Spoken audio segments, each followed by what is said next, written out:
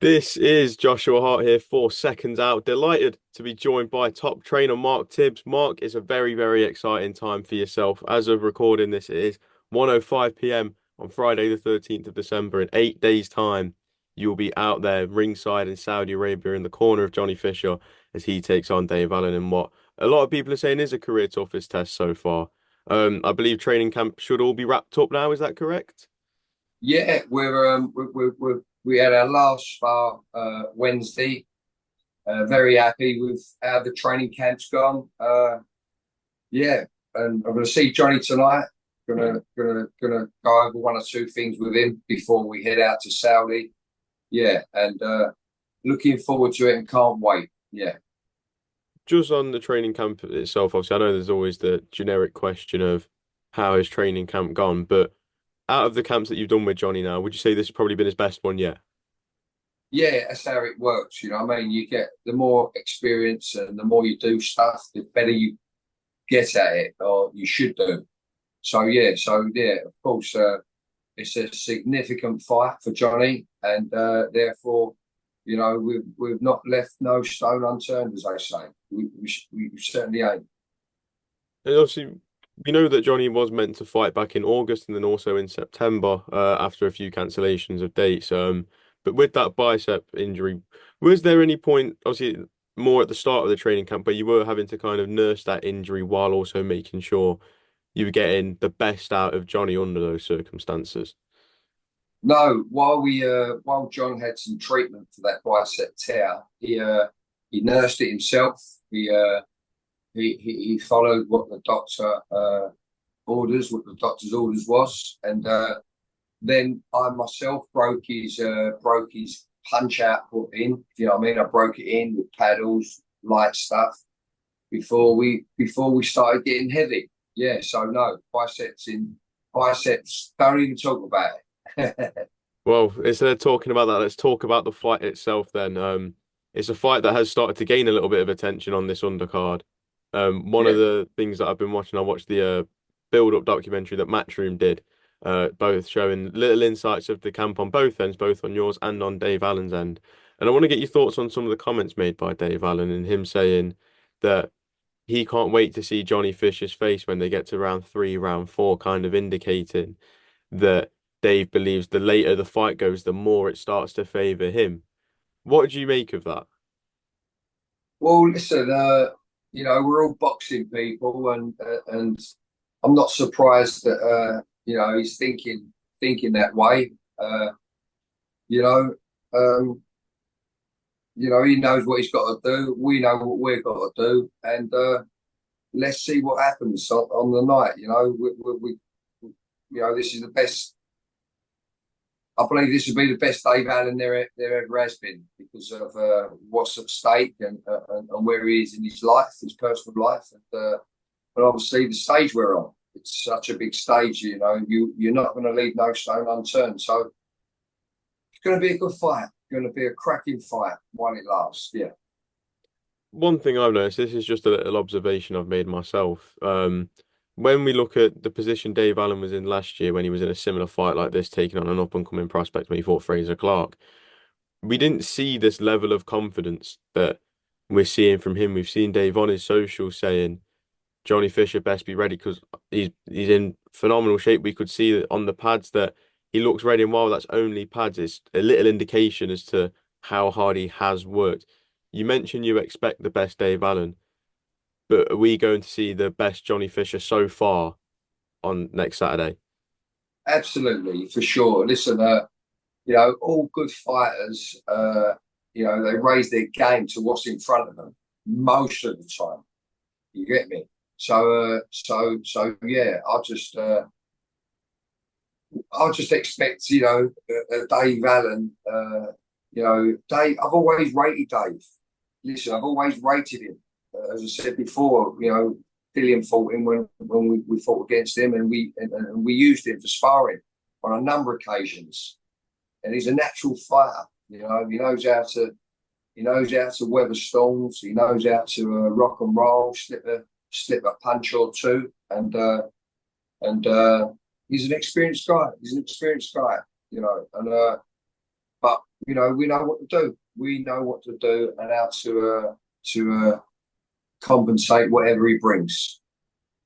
Now, as a coach, we know that your role is to prepare the fighter, obviously physically, and get them in the right shape for the fight. But is there an element of yourself where you're also having to, in a sense, mentally prepare Johnny for this different stage? We know that he obviously his last fight was his first headline, but there's almost a different sense of eyes watching this now. I think I've said this to you before that when he was fighting Alan Babbage, that was a display for the British boxing fans, but this is on a global stage now where obviously people around the world already know Johnny Fisher and Big John for the social media aspect, but this is where Johnny gets to show his true passion, the boxing side of it to that global stage. Is there an element for yourself where you've got to kind of just say to him, it's another fight.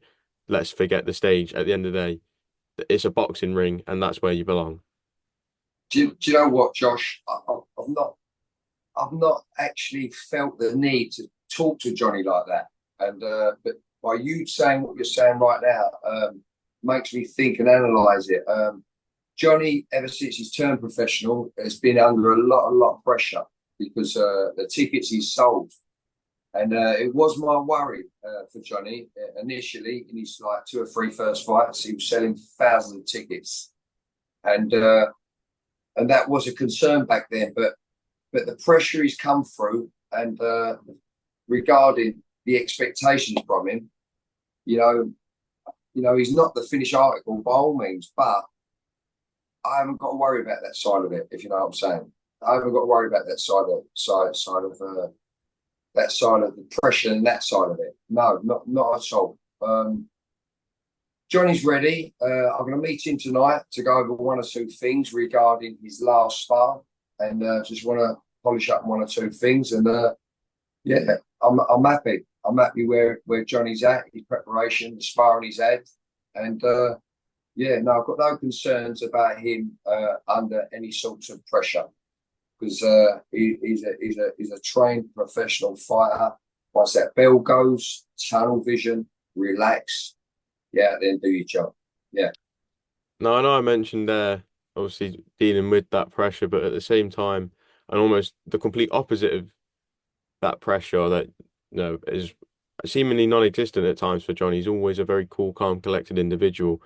Do you also want him to enjoy the experience of next week? Because it's not going to be your typical fight week of just a press conference weigh-in. He'll have the grand arrivals, he'll have a media workout, as well as a huge press conference and huge weigh-in. Do you want him to take in that experience as well and enjoy it all? Well, whether I want him to take it in or not, he's going to have to.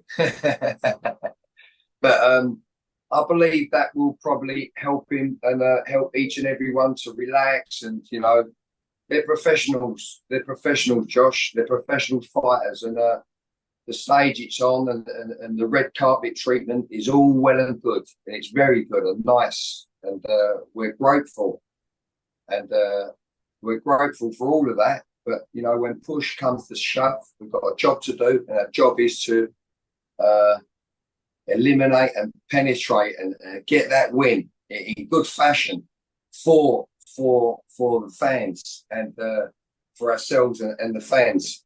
Most importantly, we want to win in good fashion and bring the entertainment. Do you feel there's any, I guess, again, going back to this whole pressure thing, but do you feel like there might be a bit of an expectation to do a better job on Dave Allen than what Fraser Clark did last year to send out a bit of a statement to the fellow domestic heavyweights at the similar level to Johnny Fisher? Well, I don't believe if I could get in Johnny's head, I don't believe that he'd have fought like that.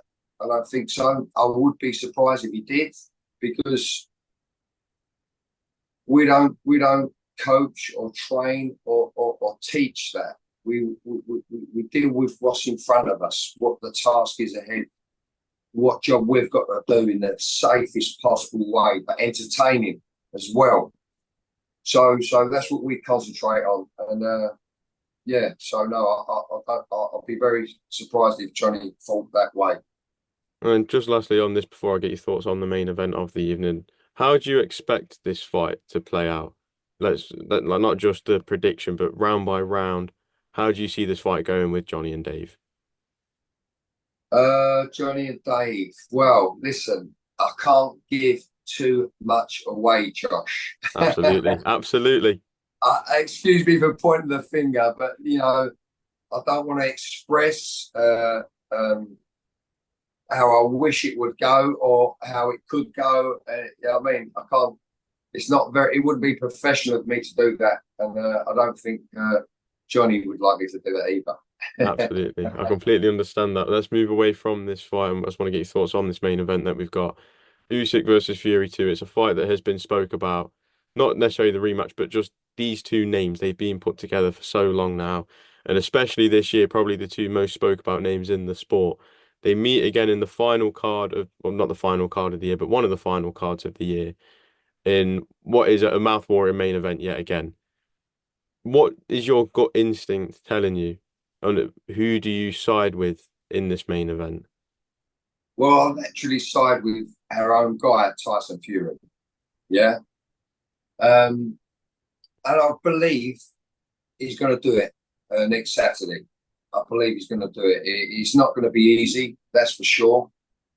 But I'm still banking on he's the bigger guy, naturally, the bigger guy. And he almost was there last time, but there was a couple of mistakes, as we all know. And uh, fighters on the level of Tyson Fury and Oleksandr won't make them mistakes twice. So I believe Tyson Fury will find it within himself to get the victory for sure next Saturday. Yeah, I do believe that. Do you feel we kind of need to see that Fury performance, almost a similar one that we saw in the rematch with Deontay Wilder, where he stopped him in 7 rounds? Do you feel that's the type of Tyson Fury that we need to see again next Saturday? Yeah, I believe that. I think Tyson should force the fight, even if it's a little bit ugly. It ain't gonna hurt him.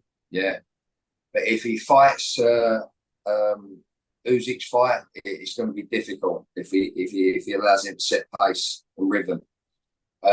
Obviously, Tyson will have to have a breather from time to time, but he should act and be the dominator for sure. And he's got to have 100% concentration at all times. And I feel we should force the pace, set pace, maintain pace. Yeah. I know we don't want to overlook this main event and we don't want to always dive straight into talking about the future, but just one thing that has been playing on everyone's mind is what does the future hold for Tyson Fury if he is to lose it for a second time next Saturday to Oleksandr Usyk? Do you believe that there is still the opportunity to face Anthony Joshua, or do you feel Tyson can sit there with the millions and millions and millions that he's made and be happy with a career and would be more than happy to sail off into the sunset?